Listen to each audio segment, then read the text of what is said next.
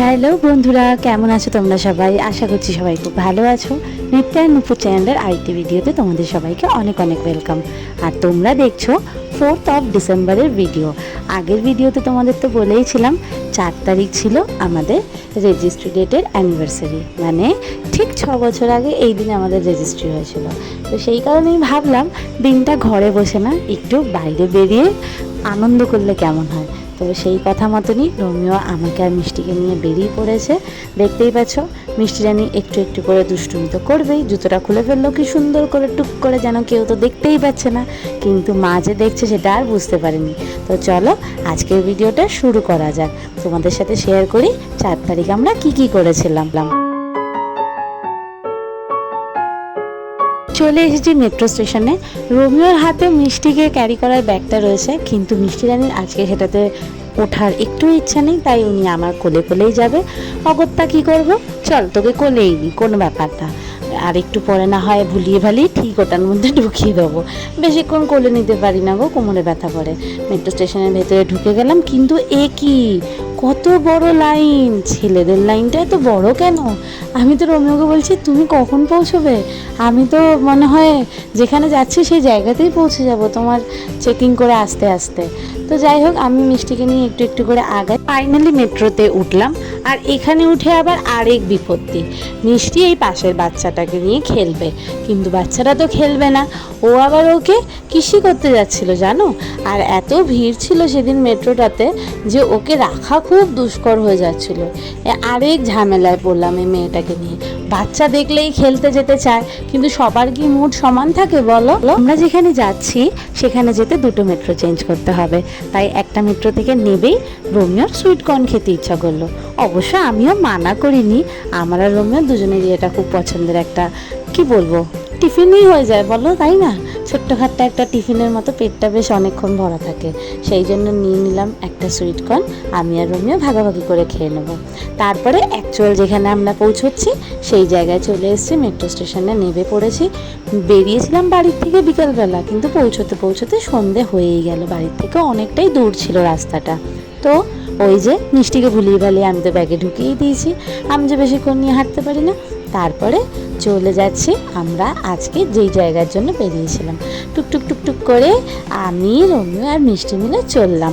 তোমাদের কি কারোর এই জায়গাটা চেনা চেনা লাগছে এই দোকানগুলো দেখে? আমি ফার্স্ট টাইম এলাম এখানে। তো যাওয়া যাক। রোমিও তো আসেনি জানো, এত বছর ধরে দিল্লিতে থাকে, কিন্তু ও আসেনি, ও প্রথমবার এলো। তা আবার আমি জোর করে ওকে নিয়ে এলাম। যদি আমরা গাড়ি করে আসতাম তাহলে এই জায়গাটাতে আমরা পার্কিং করতে পারতাম, কিন্তু দেখো পার্কিং থেকেও কতটা হেঁটে যেতে হবে। ওই যে দূরে লাইটটা দেখতে পাচ্ছ আমার রাইট হ্যান্ড সাইডে, ওইটাই আমরা যাবো ওই জায়গাটাতে। রাস্তায় এতই খাবারের দোকান, তো রোমিও আমাকে বলছিল কিছু খাবে কিনা, আমি বললাম না না, কিচ্ছু দরকার নেই।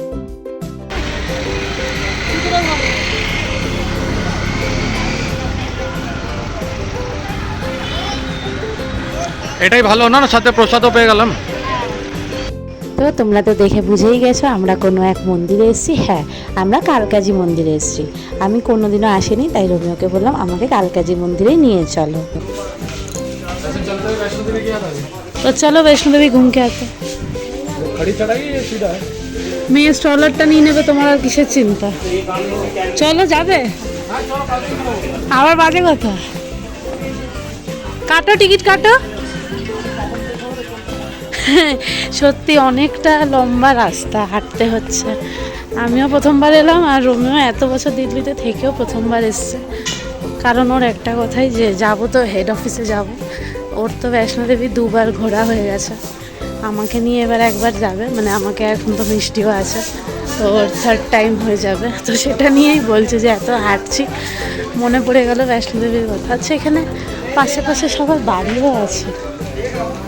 যাই হোক, যাওয়া যাক, দেখি কতটা ভেতরে। বাবা, লোকজন যাচ্ছে আমাদের আশপাশ দিয়ে, সবার বাড়ি পাশাপাশি, বাড়ি বাড়ি মাঝখান দিয়ে যাচ্ছি। দেখো, তিলক পড়াতে যাচ্ছিল, রোমিওকে পড়বে না, চলো আমি পড়ি।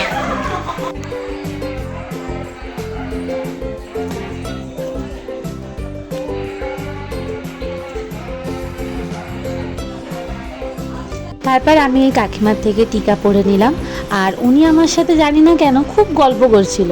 আমারও বেশ ভালো লাগলো ওনার সাথে 2-4টে কথা বলে নিতে। তারপর আমরা মন্দিরের উদ্দেশ্যে গেলাম।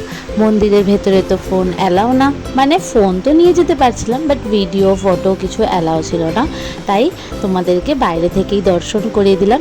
মা কালকাজি তোমরা সবাই দর্শন করে নাও, আর ঠাকুরের কাছে নিজের মনের কথাটা বলে দাও। ঠাকুর এমনিও সবার মনের কথা জানে, তা সত্ত্বেও তোমাদের যা যা বলার দরকার বলে নাও। আর এইটা হলো মন্দিরের বাইরের দৃশ্যটা। আমি যখন ঢুকেছিলাম তখন ভেতর দিয়ে গেছিলাম, তাই জন্য বাইরেটা তুলতে পারিনি। তাই দর্শন করার পরে মন্দিরের বাইরেটাও তোমাদের সাথে শেয়ার করে নিলাম। আমাদের দর্শন করা হয়ে গেছে খুব সুন্দরভাবে। এবার আমরা বেরোবো। মন্দির চত্বরটা অনেক বড়, তাই এখন আমাদেরকে অনেকটা আবার সেই ঘুরে ঘুরেই যেতে হবে। কিন্তু শুধু শুধু ঘুরবো না, ঠাকুর আছে, ঠাকুরের সবার আমরা আশীর্বাদ নিয়ে প্রণাম করে তারপরেই বেরোবো। অনেকক্ষণ বসেও ছিলাম মন্দির চত্বরে। আমরা মিষ্টি একটু ফিড করলো, আমি আর রোমিও একটু কথা বললাম, কারণ এরকম শান্ত পরিবেশ ছাড়া তো সবসময় কথাও বলা যায় না, তাই না? সবাই আমরা কোনো না কোনো কাজে ব্যস্ত, তাই এরকম জায়গায় না আসলে যেন কথাও বলা হয় না আমাদের। তারপরে সব ঘুরে ঠুরে আমরা বেরালাম বাইরের উদ্দেশ্যে। যারা তোমরা মুন্ডন করতে হরিদ্বার যেতে পারছো না বা অন্য কোথাও যেতে পারছো না, তারা কিন্তু এই কালকাজি মন্দিরে আসতে পারো। এখানে আমি দেখলাম এক জায়গায় লেখা ছিল যে মুন্ডন হয়, সেই কারণেই আর কি তোমাদেরকে বললাম। কি সুন্দরভাবে মন্দিরের চারিদিকটা সাজানো দেখেছো? ভেতরে ভিডিও করে দেখাতে পারিনি তোমাদেরকে মা কালকাজিকে, কিন্তু বাইরেটা তোমাদেরকে কিন্তু আমি পুরো ঘুরিয়ে দিলাম। আমার নিজেরও ঘোরা হলো, সাথে সাথে আমার যে আরেকটা ফ্যামিলি মানে তোমরা, তোমাদেরকেও পুরোটা ঘুরিয়ে নিলাম। এলাম আবার মেট্রো স্টেশনে, কিন্তু নিচে ছিল স্মার্ট বাজার। রোমিও বললে ঢুকবে কি না, আলাম হ্যাঁ ঢোকাই যায়, ক্ষতি কি। কিন্তু ঢুকতে পারিনি, কারণ মিষ্টি রানীকে নিয়ে খেলু খেলু করছিলাম। কি নিয়ে? এই দেখ পেছনে তাকাচ্ছে আবার। এটা করে নিয়ে চলো।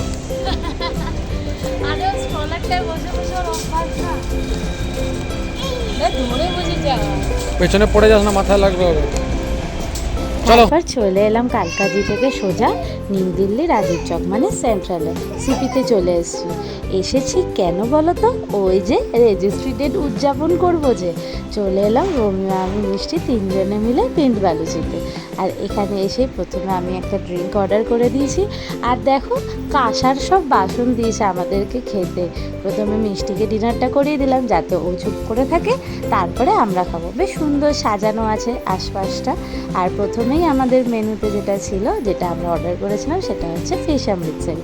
খুব টেস্টি ছিল খেতে, তোমরা যদি চাও এটা একবার ট্রাই করতে পারো, খুব টেস্টি ছিল সত্যি বলছি। তারপরেই চলে এলো আমাদের নেক্সট আইটেম, সেটা হলো মাটন বিরিয়ানি। চিকেনের কি ছিল আইটেমটা আমি ভুলে গেছি, মনে নেই। তারপরে আবার ছিল আমাদের নানও, ওখানে রোমিও এনজয় করছে ফিশ অমৃতসরি। ডিনারটা বেশ ভালোই হলো। আমি পিন্ড বালুচিতে এই ফার্স্ট টাইম খেয়েছিলাম, তো ভালোই ছিল ডিনারটা, খারাপ নয়।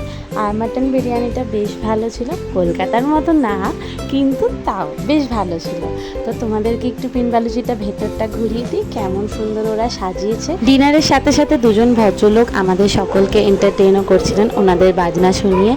খুব সুন্দর ট্যালেন্টেড ওনারা, আর আমরা বেশ মনটা অন্যরকম হয়ে গেছিলো। সব কিছু টেনশন থেকে মুক্ত হয়ে ওনাদের বাজনা শুনতে শুনতে ডিনারটাও এনজয় করেছিলাম। বেশ ভালো কাটলো দিনটা।